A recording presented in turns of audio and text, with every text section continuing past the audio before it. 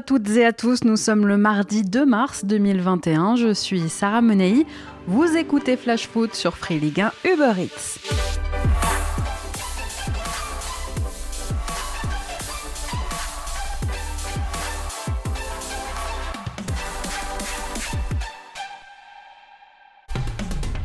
Quand on arrive en ville, tout le monde change de trottoir.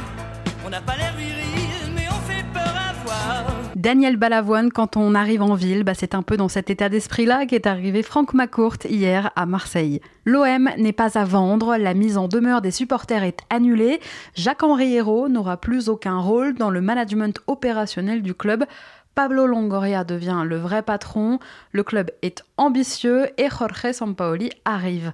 Voilà en somme ce qu'il fallait retenir hier du discours de Franck McCourt devant les élus, les supporters et la presse locale. Très attendu, le propriétaire du club, qui était de passage dans la cité phocéenne, a rassuré ses interlocuteurs. L'Américain, dont la gestion à distance de l'OM est parfois critiquée, veut renouer les liens avec les supporters marseillais. Il a fait un gros pas vers eux hier en promettant l'annulation donc de cette mise en demeure contre certains groupes. L'OM tire un trait sur le projet Agora qui avait été lancé par Jacques-Henri Hérault. Et vous l'aurez compris, c'est désormais à Pablo Longoria de jouer, c'est lui qui a les clés du camion. McCourt s'est aussi engagé à être plus souvent présent à Marseille. Alors, supporters marseillais, c'est à l'aéroport de Marignane qu'il se passe des choses ces derniers jours. McCourt est donc arrivé hier et Jorge Sampaoli a décollé hier soir de Sao Paulo. Il a atterri à Marseille à midi aujourd'hui. Il devra patienter encore un peu avant de découvrir le Vélodrome puisque la situation sanitaire lui impose de rester à l'isolement pendant 7 jours, soit jusqu'au 9 mars. Donc, il sera à l'isolement veille d'OM Rennes. L'Argentin qui s'est engagé avec le club jusqu'en juin 2023 profitera de cette période pour parfaire la connaissance d'un effectif qu'il suit déjà depuis plusieurs semaines. Il pourrait donc être présent, Sampaoli, sur le banc pour la réception du Stade Rennais, à condition que le test PCR qu'il devra passer à l'issue de l'isolement soit négatif, à condition aussi que Sampaoli ne soit pas suspendu à cause d'une altercation avec un arbitre lors du match de l'Atlético Mineiro il y a 10 jours. Sampaoli a été suspendu par la fédération brésilienne qui doit statuer sur la durée de la sanction. La punition pourrait ne pas être valable en France. Jusqu'ici, la jurisprudence en la matière est plutôt favorable. Pour que Sampaoli soit sanctionné en Ligue 1, il faudrait que la fédé brésilienne se tourne vers la FIFA et ça semble pas vraiment être dans ses habitudes. On pourrait donc voir Sampaoli sur le banc marseillais pour la réception de Rennes le 9 mars prochain, dans une semaine maintenant. Allez, c'est parti pour notre tour des clubs.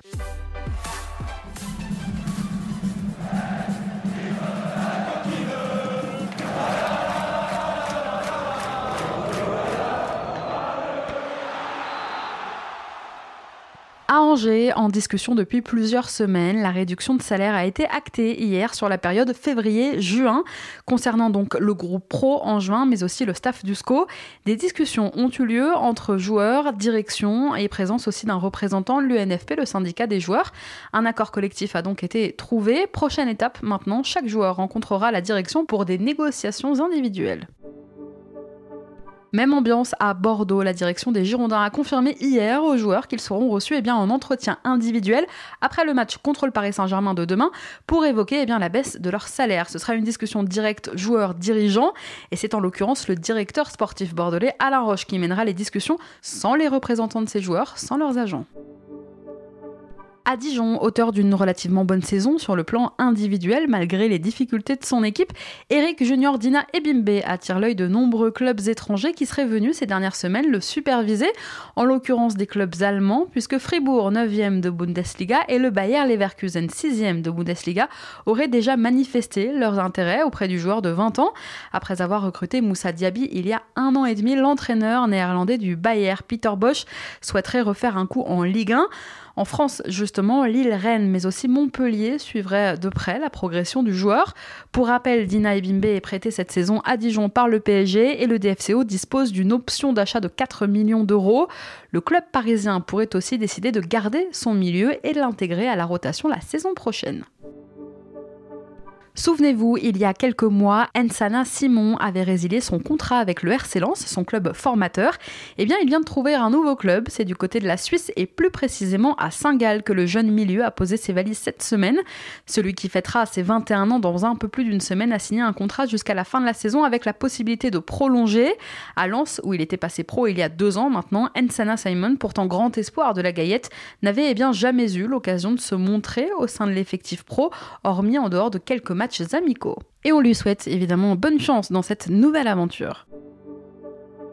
Je vous en parlais hier, grâce à son doublé, Armand Lorienté a offert la victoire à Lorient dimanche face à l'AS Saint-Etienne.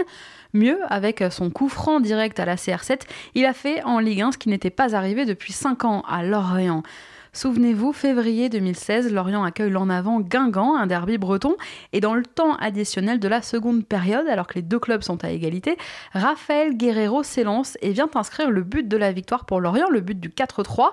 Ce qui est drôle, c'est que c'était aussi lors de la 27e journée, et depuis, les Merlus n'avaient plus inscrit le moindre coup franc direct en Ligue 1. Ça faisait donc 5 ans, et grâce à Lorienté, l'anomalie est réparée. On continue notre tour des clubs avec l'actu lyonnaise dans un instant, mais avant ça, c'est l'heure de notre déclat du jour. Elle est signée Robert Berić. C'est mon cœur qui parle. Et vous avez un chef d'espoir qui est notre retenue.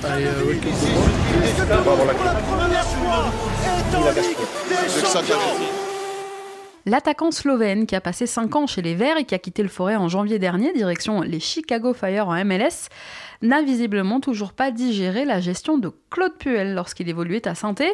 Il faut dire qu'à l'époque, Puel venait d'arriver et avait très vite fait comprendre à Berić qu'il ne comptait pas sur lui et qu'il pouvait tout de suite chercher une porte de sortie. Alors dans les colonnes de France Foot cette semaine, Berić est revenu sur la situation actuelle de Saint-Étienne qui vit une saison bien compliquée. Les Verts sont aujourd'hui 16e au classement et Berić explique ne pas comprendre comment Claude Puel peut toujours être à la tête du club, je le cite. Je suis surpris qu'il ait toujours autant de pouvoir à Saint-Etienne malgré les résultats. Aujourd'hui, il est dans la seconde partie du classement, il a perdu 5-0 dans le derby et il n'est même pas menacé. De ce que j'ai expérimenté à l'entraînement, Claude Puel donnait l'impression d'être sans émotion. Il arrivait au début des séances comme un dictateur, en nous disant de faire ceci, de faire cela, sans jamais sourire. Puel a l'air difficile à vivre. Bon, voilà, visiblement, Robert Berić en avait gros sur la patate et il avait des comptes à régler, c'est chose faite. Allez, on reprend notre tour des clubs, direction Lyon. Demain soir, au Parc OL, les Lyonnais vont retrouver une vieille connaissance en la personne de Philippe Bizel. Le coach par intérim du Stade Rennais retrouvera demain à Lyon des joueurs qu'il connaît bien, Maxence Cacré ou Melvin Bard par exemple, tout simplement pour les avoir entraînés en réserve à l'OL où il était la saison dernière l'adjoint de Gueïda Fofana avant que Julien Stéphan ne fasse appel à lui à Rennes. Ce sera donc des retrouvailles très particulières pour Philippe Bizel. Je vous en parlais en ouverture de l'arrivée de Sampaoli à Marseille. Sachez que l'entraîneur argentin arrive dans un premier temps en France sans sa famille, qui devrait le rejoindre un peu plus tard. Il a été papa il y a 2 semaines à peu près, Sampaoli, d'un deuxième petit garçon. Il sera accompagné en revanche de son staff, Jorge Decio, son adjoint, Pablo Fernandez, son prépa physique, Diogo Mechine, son deuxième adjoint, et l'ancien joueur Patricio D'Amico, un analyste vidéo. D'Amico, certains s'en souviendront peut-être, il a évolué à Metz et à Châteauroux, entre autres. C'est le frère jumeau de Fernando D'Amico, l'ancien Lillois, et il parle le français, ce qui va bien aider Jorge Sampaoli. Alors Bielsa, aujourd'hui Pochettino et Sampaoli, Di Maria, Paredes, Benedetto. Moi je trouve que la Ligue 1, elle s'argentine un peu. Demain soir, 19h à Saint-Symphorien, Metz accueillera le SCO dans le cadre de la 28e journée de Ligue 1. Et pour cette rencontre, les Grenats pourraient être privés des services de Fabien Santonze et de Wagner Dias. C'est un gros coup dur pour Frédéric Antonetti puisque son latéral a le dos bloqué, tandis que l'ailier capverdien est lui touché à un tibia. Les deux hommes n'ont pas pris part à la séance d'entraînement du jour et sont donc très incertains pour la venue des Angevins en Moselle. À Monaco, aujourd'hui, Niko Kovac très affecté par la disparition de son ancien sélectionneur, le Croate Zlatko Kranjčar, est décédé ce lundi à l'âge de 64 ans.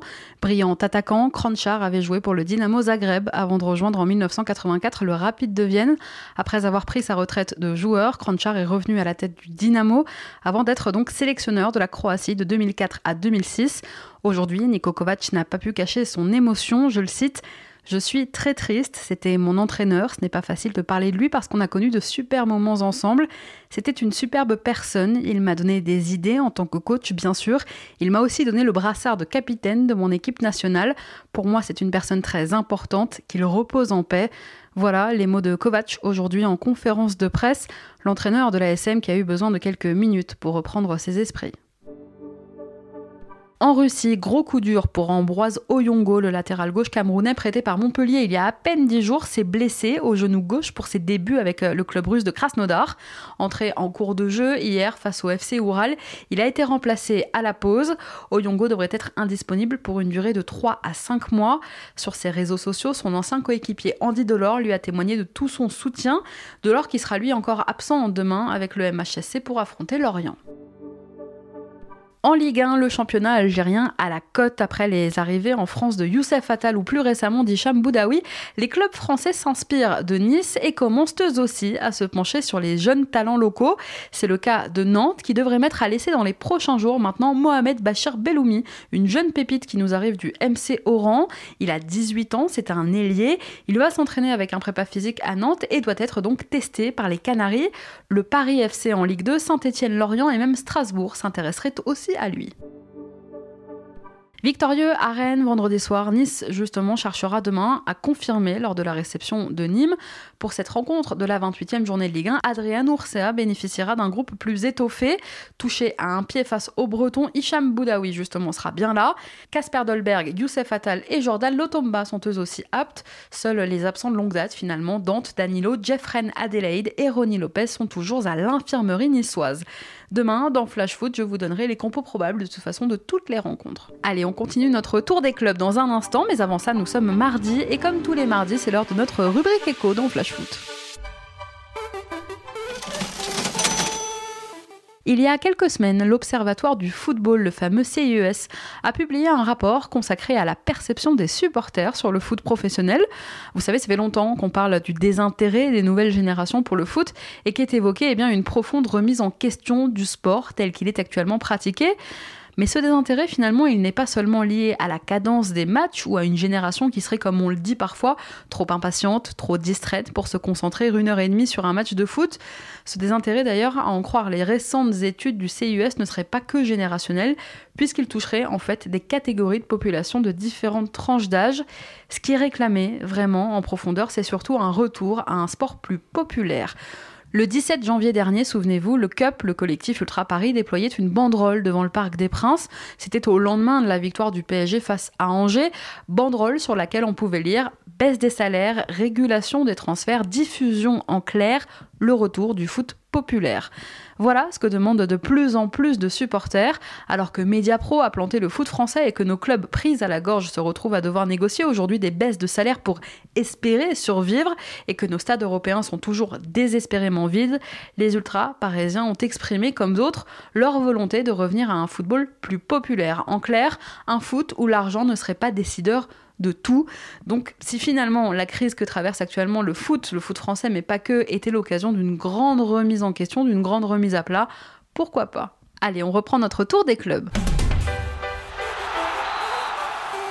Demain soir, au Costières et 3 jours à peine après leur match nul contre Nantes, les Crocos affronteront un autre adversaire, un match important dans la lutte pour le maintien, l'OGC Nice.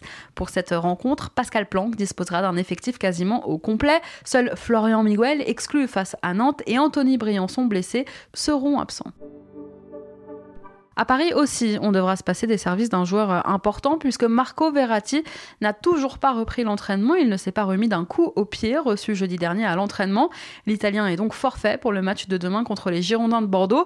Il est une nouvelle fois resté aux soins en ce début de semaine au camp des loges et le staff parisien ne souhaite prendre aucun risque avec Verratti. En plus, si la patte Pochettino n'est pas encore vraiment flagrante, il faut le dire, sur le style de jeu du PSG pour l'instant, il est au moins une décision qui porte bien le sceau de l'Argentin depuis son arrivée, c'est celle d'offrir à Verratti les clés du jeu. À Barcelone, en Ligue des Champions, la présence de l'Italien au milieu a complètement métamorphosé son équipe, qui finalement, sans lui, 5 jours plus tard face à Monaco en Ligue 1, n'a jamais trouvé le fil de la rencontre. Alors Verratti, clé de voûte de cette équipe, on l'attendait depuis un moment maintenant, en espérant vraiment que ses blessures le laissent un jour un peu tranquille. D'ailleurs, en parlant de Pochettino, Et oui, on souhaite un très joyeux anniversaire au coach du Paris Saint-Germain qui fête aujourd'hui ses 49 ans. Mais il ne les fait pas. À Reims, 3 jours après un nouveau match nul contre Montpellier, le 3e déjà consécutif en Ligue 1, David Guillon pourra demain compter sur un groupe quasiment au complet pour son déplacement à Nantes. Un seul joueur manque à l'appel, il s'agit du jeune milieu Nathanaël Mboukou qui est suspendu pour une accumulation de cartons jaunes. Guillon a confirmé aujourd'hui en conférence de presse que le reste du groupe rémois était apte. À Rennes, on en sait un peu plus aujourd'hui sur les conditions du départ de Julien Stéphan. Je vous dis tout demain, on reviendra aussi dans notre rubrique vintage sur les dates marquantes du passage de Stéphan sur le banc rennais. Ce que l'on sait aujourd'hui, c'est que le club a d'ores et déjà lancé des démarches pour se dégoter un nouvel entraîneur. 2 d'entre eux auraient été contactés, Bruno Genesio et Jocelyn Gourvenec. Je vous le disais hier, en attendant, et notamment demain face à l'OL, c'est Philippe Bizel qui assurera l'intérim. Et on reste un petit peu à Rennes, puisque le milieu rennais James Lea Siliki a été retenu hier dans une liste élargie avec le Cameroun, le pays dont sa famille est originaire. Le Stéphanois Yvan Neyou a lui aussi été appelé pour la première fois. Le Lyonnais Karl Toko Ekambi, un autre Stéphanois, Harold Moukoudi, et le Lensois Ignatius Ganago ont également été appelés en vue du prochain rassemblement des Lions Indomptables. Il s'agira de 2 matchs de qualification à la CAN 2022 face au Cap-Vert et au Rwanda. À Saint-Étienne, on apprend cette semaine que Bafétimbi Gomis a offert 400 repas à Saint-Étienne pour Noël. Des repas préparés par un restaurateur stéphanois et distribués via l'équipe des Petits Frères des Pauvres. Formé à l'ASSE et attaquant des Verts jusqu'en 2009, Gomis n'a jamais oublié son passage et ses débuts à Saint-Étienne. L'actuel joueur d'Al Hilal en Arabie Saoudite a expliqué sa démarche cette semaine dans une interview accordée à SoFoot. Je le cite, « J'ai réalisé le rêve d'être footballeur professionnel grâce aux Verts. C'est eux qui m'ont donné des valeurs en matière d'éducation et d'amour. C'est une ville qui a une histoire, Saint-Étienne, un passé avec les mines. À Saint-Étienne, l'entraide et la solidarité règnent. Si mon père a pu vivre 10 ou 15 ans de plus, c'est grâce au président Romeyer et à sa fille cardiologue. Je leur dois énormément et c'était la moindre des choses en cette période d'aider les habitants de Saint-Étienne, même si jamais je ne pourrais leur rendre ce qu'ils m'ont donné. C'était une façon pour moi de dire merci aux Stéphanois. » Alors que dire aujourd'hui de plus à Bafé Gomis à part bravo et respect.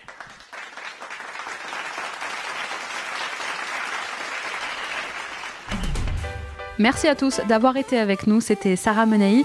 Vous écoutiez Flash Foot, on se retrouve demain, je vous dirai tout ce qu'il faut savoir de la 28e journée de Ligue 1 qui vous attend.